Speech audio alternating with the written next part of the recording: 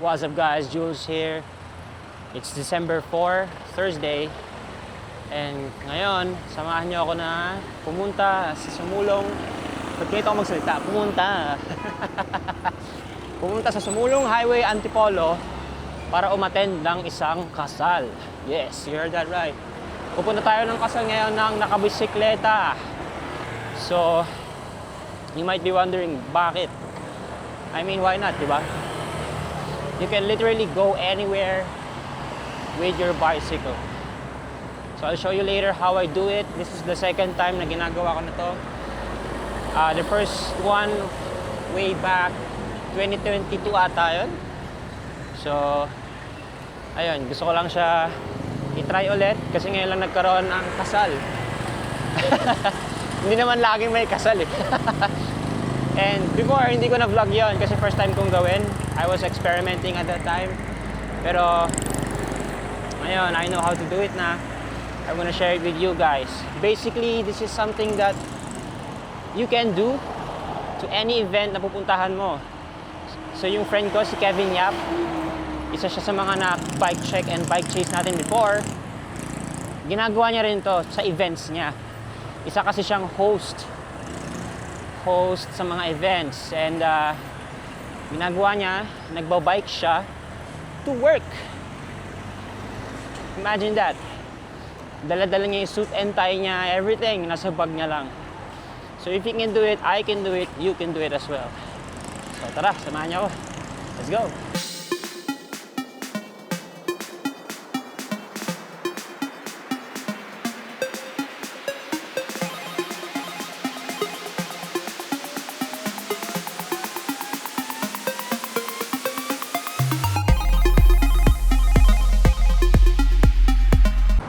So lumagpas nga ako. Ayoko lang ahunin ulit yun.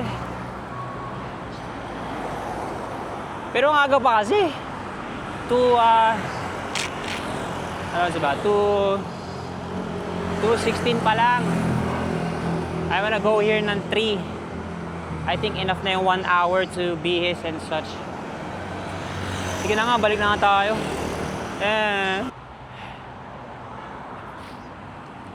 You know what? Wala na rin kasi akong tubig eh.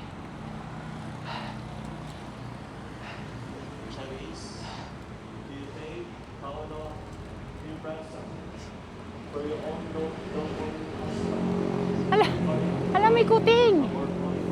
Hala! Saan ka galing? Ha? Hey, come on! Hi! Saan ka galing? Kawawa naman to nanginginig. Ha? Hi! Hi! Asan mami mo? Ha? You're so small. Literally, oh, kamay ko lang siya, oh. Where's your mama? Where's your mama? Ha? Guys, hindi na ako nag-ahon coffee. Diretso na ako dito. So may CR dito. At gusto ng guard, ilock ko yung bike ko sa gate. I was like, what? So dito ko na lang siya lalak. Yan, katabi mismo ng CR.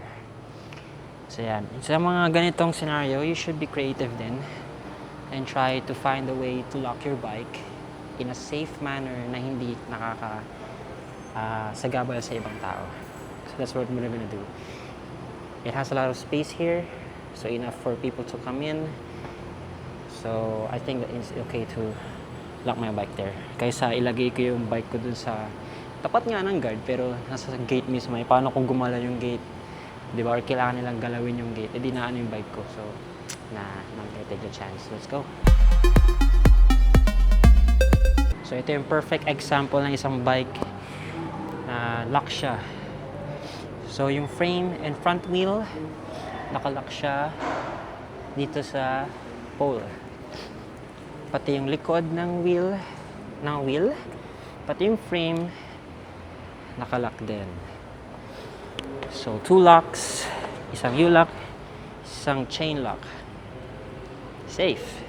Tara, bisa tayo. Init! Ayan, ito yung CR. Oh. Let's go! Ooh, ayan. Nakabisa tayo, guys. So, ayan. Shirt lang from Mango. Tapos, pants from Uniqlo. And shoes from Adidas. Tapos, accessories sa Homro. Yeah, let's go!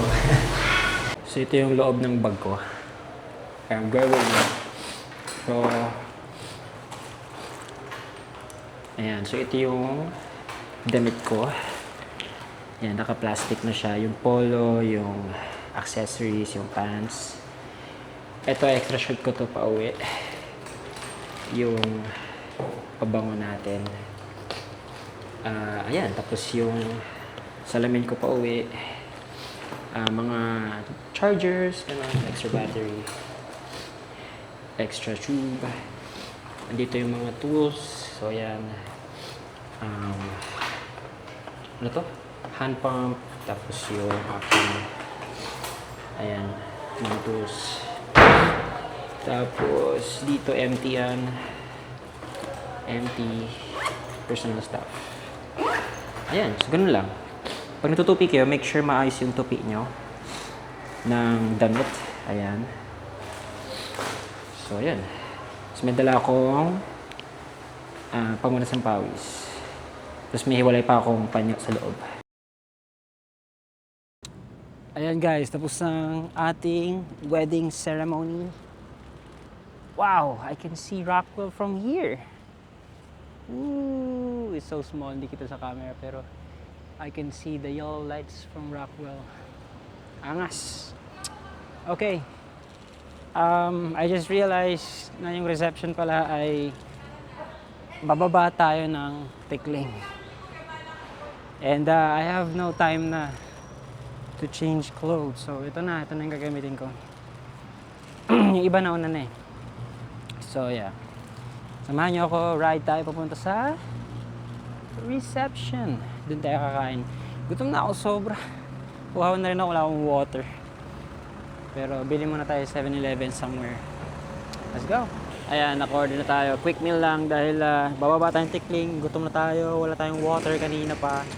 Max spicy lang na small meal, small fries. At someone left it here.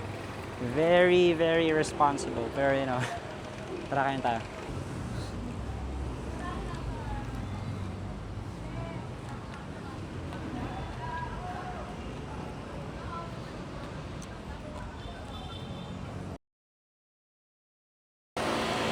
Okay. Villa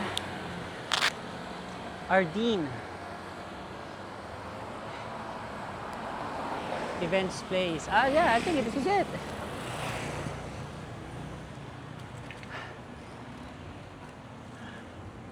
But, where can I park my bike? Wait, ano tayo? Let's be creative. Sir, saan pwede mag-park ng bike? Dito pwede po ba? Wala lang yung Pwede doon? Sa events place pa ka? Sige. Thank you. Outpost daw.